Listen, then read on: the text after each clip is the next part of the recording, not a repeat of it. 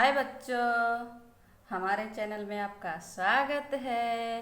तो आज हम पढ़ते हैं हाथी और भौरे की दोस्ती की कहानी। मैं आपको सुनाऊंगी, अच्छे से ध्यान से सुनना और देखना है आपको।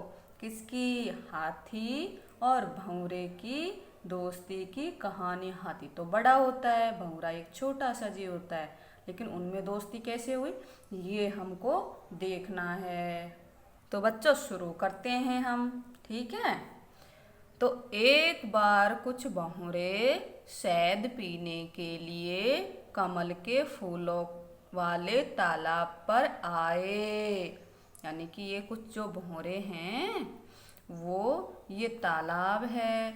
तालाब में क्या होते हैं? कमल के फूल। उनके यहाँ पर शहद पीने के लिए आए। जो ये भौरे थे इनमें से एक था बड़ा लालची भौरा। ये बड़ा लालची भौरा है। देखो, ये तो सबसे आगे आके ये फूल जो बड़ा सा दिखाई दे रहा है यहाँ इसके पास आ गया।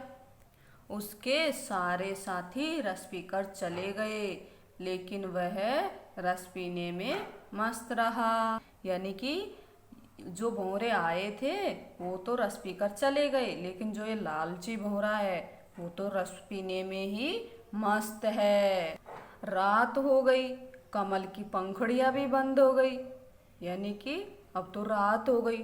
ये चंदा मामा भी निकल गया, ये चिड़िया है वो देख रही है, और ये तारे भी निकल आए, और ये गुलाब कमल के फूल हैं उसकी पंखुड़ियाँ भी बंद हो गई। यानी कि रात हो गई, कमल की पंखुड़ियाँ भी बंद हो गई। लेकिन वो जो भौरा है वो इससे बेखबर है। उसको तो पता ही नहीं है कि रात भी हो गई और पंखुड़ियाँ भी बंद हो गई। वो तो रस पीता पीता उसके अंदर ही बंद हो गया। वो तो यहाँ फूल है कमल का, उनकी पंखुड़ियाँ बंद हो गई, उसके अंदर ही वो सो गया। वो तो खर्राटे ले रहा है, खर्राटे खर्राटे खर्राटे।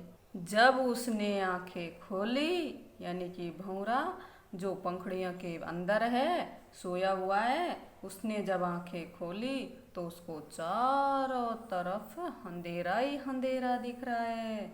ये भौरे की आंखें, ये बोल रहा है अरे ये चारों तरफ अंधेरा कैसे छा रहा है?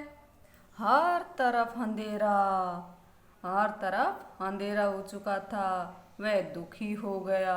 वो रोने लगा। यानी कि उसको तो अंधेरा ही अंधेरा दिखाई दे रहा था, तो वो रोने लग गया। दुखी होकर रो रहा है भौरा। अब तो सोच रहा है मन ही मन ये भौरा कि अब तो कमल तभी खुलेगा जब सूरज निकलेगा, तब तक मुझे इसमें बंद रहना होगा। यानी कि भौरे के मन में विचार हो रहा है कि जब अब तो कमल की पंखुड़ियाँ खुलने वाली नहीं है, जब सूरज निकलेगा तभी ये खुलेगा कमल, जब तक तो मुझे यहीं रहना होगा बंदिश में। लेकिन अब लेकिन क्या हुआ? इतने में साथ हाथियों का झुंड उधर आ गया।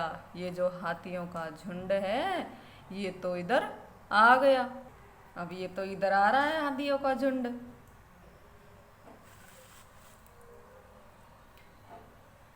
जब वो हाथियों का झुंड आ रहा था और खेल रहे थे, तभी एक हाथी ने कमल का एक फूल तोड़ा और बाहर फेंक दिया तालाब से। बाहर फेंक दिया तालाब से।